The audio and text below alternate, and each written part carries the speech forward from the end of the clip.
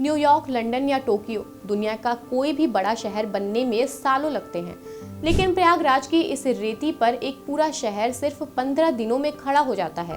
और ताज्जुब की बात यह है कि ये शहर दुनिया के कई देशों की कुल आबादी से भी ज्यादा भीड़ संभाल कर रखता है।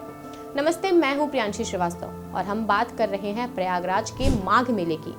अक्सर लोग इसे माघ मेला कहकर कुंभ का छोटा रूप मान लेते हैं, लेकिन 2026 की जो ग्राउंड रियलिटी है वो कुछ और ही कह रही है। इस बार का इंतजाम और श्रद्धा का ये समंदर देखकर इसे मिनी कुंभ कहना गलत होगा।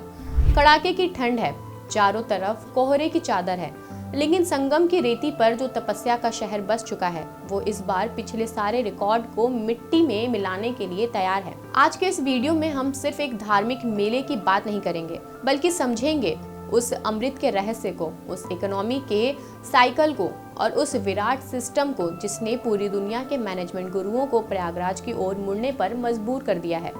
2026 का माघ मेला इतना स्पेशल क्यों है? चलिए आज इसकी एक एक परत को बहुत करीब से और एकदम आसान भाषा में समझते हैं। मेले की इस चमक धमक को समझने से पहले हमें थोड़ा फ्लैशबैक में जाना होगा। हमें उन पन्नों को पलटना होगा जिन्हें हमारा इतिहास पुराण कहता है। आखिर इस जमीन में ऐसी क्या बात है? क्यों लोग अपनी सुख सुविधाओं को छोड़कर हजारों मील दूर से इस ठंडे पानी में डुबकी लगाने दौड़े चले आते हैं? हिंदू शास्त्रों में प्रयागराज को तीर्थराज की उपाधि दी गई है। इसका सीधा मतलब है वो जगह जो समस्त तीर्थों का राजा है। मत्स्य पुराण और पद्म पुराण में एक बेहद चमत्कारी प्रसंग मिलता है। कहा जाता है कि जब सृष्टि का निर्माण शुरू होना था तब स्वयं ब्रह्मा जी ने पूरी धरती पर सबसे ऊर्जावान और पवित्र कोना चुना और वो था यही संगम तट। यहाँ उन्होंने अश्वमेघ यज्ञ किया। इसी प्रथम यज्ञ की वजह से इस स्थान का नाम प्रयाग यानी कि प्र मतलब प्रथम और याग मतलब यज्ञ पड़ा। लेकिन संगम के इस पानी को जो चीज अमृत का दर्जा देती है वो है समुद्र मंथन की वो पुरानी कहानी, जब देवताओं और असुरों के बीच अमृत कलश को लेकर छीना झपटी हो रही थी। तब उस कलश से अमृत की 4 बूंदें धरती पर छलकी थी। प्रयागराज उन्हीं स्थानों में से एक है। मान्यता है कि माघ महीने में खासकर वो 6 प्रमुख स्नान तिथियों पर जब ग्रहों का खास सहयोग बैठता है तब यहाँ का जल साधारण नहीं रहता था और साक्षात अमृत में बदल जाता है। यही वो अटूट विश्वास है जो एक इंसान को कड़कती ठंड में भी घर से यहाँ खींच लाता है। अब आपके मन में सवाल आ रहा होगा कि भाई 2026 में ऐसा क्या बदल गया है?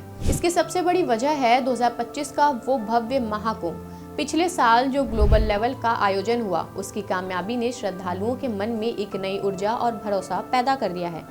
12 साल बाद आने वाले उस महाकुंभ की हाईटेक व्यवस्थाओं ने लोगों को इतना इम्प्रेस किया कि इस साल माघ मेले में भक्तों की तादाद ने सारे अनुमानों को पीछे छोड़ दिया है। जरा आने वाली 15 जनवरी यानी मकर संक्रांति के आंकड़ों पर नजर डालिए। प्रशासन का अनुमान है कि अकेले उस दिन 2 करोड़ से ज्यादा लोग संगम की लहरों में डुबकी लगाएंगे।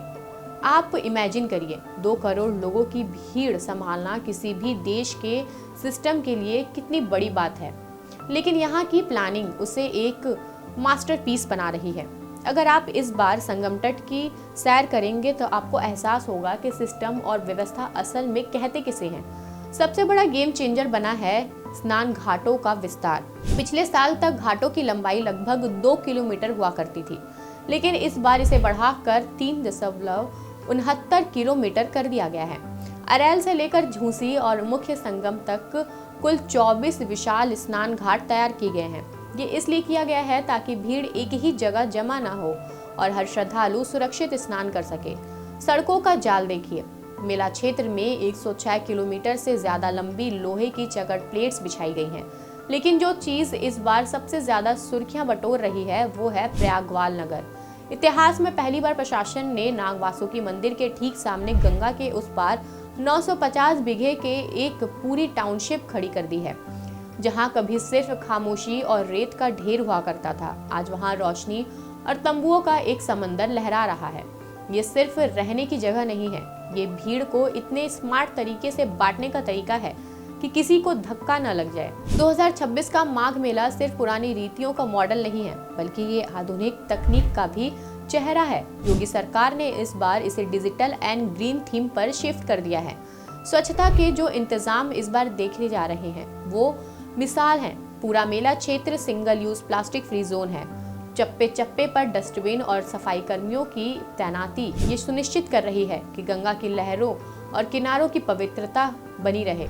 और संतों अखाड़ों के शिविरों की भव्यता तो देखिए। जो खालसा और शिविर यहाँ लगे हैं उन्हें देखने विदेशी रिसर्चर्स और कल्चरल लवर की भीड़ उमड़ रही है। ये हमारी वो सॉफ्ट पावर है जिसने आज पूरी दुनिया को सलाम करने के लिए मजबूर कर दिया है। माघ मेला सिर्फ एक धार्मिक आयोजन नहीं, ये उत्तर प्रदेश की जीडीपी का एक साइलेंट पावर हाउस भी है। जब हम संगम की रेती पर लाखों हुजूम देखते हैं तो हमें सिर्फ श्रद्धालु नहीं दिखते, बल्कि वो एक ऐसी टेम्परेरी इकोनॉमी का हिस्सा होते हैं जो हजारों परिवारों की साल भर की रोजी रोटी का इंतजाम करते हैं। एक अनुमान कहता है कि माघ मेले जैसे आयोजनों से यूपी की अर्थव्यवस्था को हजारों करोड़ों रुपए का बूस्ट मिलता है। जरा जमीनी लेवल पर समझते हैं। वो नाविक जो साल भर इंतजार करता है, इन 45 दिनों में अपनी साल भर की कमाई का बड़ा हिस्सा कमा लेता है। फूल बेचने वाले, मिट्टी के दिए बनाने वाले कुम्हार और वो छोटे दुकानदार जो संगम के किनारे बैठते हैं, उनके लिए ये मेला किसी महापर्व से कम नहीं होता। अब बड़े प्लेयर्स की बात की जाए तो हजारों टेंट हाउस मालिक, कैटरिंग सर्विस और ट्रांसपोर्ट कंपनियां इस मेले से अपनी इकोनॉमी चलाते हैं। इन 950 बीघे की टेंट सिटी में इस्तेमाल होने वाला हर बांस, हर रस्सी और हर कपड़ा किसी न किसी को काम दे रहा होता है। सबसे दिलचस्प चीज है इसका सर्कुलर इकोनॉमी। अक्सर लोग पूछते हैं कि मेला खत्म होने के बाद इन लाखों बांसों टेंट का क्या होता है। ये कचरा नहीं बनते। मेला खत्म होते ही एक बहुत बड़ा रिवर्स लॉजिस्टिक ऑपरेशन शुरू हो जाता है। ये बांस और लकड़ियां वापस व्यापारियों के पास जाती हैं और अगले साल के लिए या कंस्ट्रक्शन के काम में इस्तेमाल होती हैं। चकर प्लेट वापस गोदामों में जाती है और अगले किसी बड़े प्रोजेक्ट का हिस्सा बनती हैं। यानी इस शहर में न कुछ बर्बाद होता है न बेकार जाता है। यहाँ कोई अमीर नहीं होता, कोई गरीब नहीं होता, सब एक ही संगम के रंग में रंगे नजर आते हैं। माघ मेला 2026 महज एक कैलेंडर इवेंट नहीं है, ये भारत की उस अटूट आस्था का सबूत है जिसे वक्त की आंधी भी नहीं हिला सकती। ये हमें सिखाता है कि हम चाहे कितने भी हाईटेक हो जाएं, कितने भी मॉडर्न हो जाएं, लेकिन असली सुकून हमारी जड़ों से जुड़कर ही मिलता है। चाहे आप पूजा पाठ में यकीन रखते हो या न रखते हो, लेकिन संगम की उस कड़ाके की ठंड में जब करोड़ों हाथ एक साथ प्रार्थना के लिए जुड़ते हैं तो वो मंजर आपको अपनी जड़ों पर गर्व करने का एक मौका देता है। ये संगम तट आपको पुकार रहा है एक ऐसी शांति के लिए जो सिर्फ यहाँ मिल सकती है। कैसा लगा आपको प्रयागराज का ये विराट और आधुनिक रूप? क्या आप भी इस बार संगम की लहरों में डुबकी लगाने की प्लानिंग कर रहे हैं? अपनी राय कमेंट सेक्शन में जरूर लिखें। अगर ये वीडियो आपको इन्फॉर्मेटिव लगा हो तो इसे उन लोगों तक शेयर करें जो इस बार संगम मेले में आने की प्लानिंग कर रहे हैं। मैं हूँ प्रियांशी श्रीवास्तव, फिर मिलूंगी आपसे किसी और ऐसे ही दिलचस्प और गहरी कहानी के साथ। तब तक के लिए धन्यवाद। श्रेष्ठ भारत पर खबरों से जुड़े रहने के लिए चैनल को सब्सक्राइब और लाइक करें, बेल आइकन दबाएं और देखते रहें श्रेष्ठ भारत।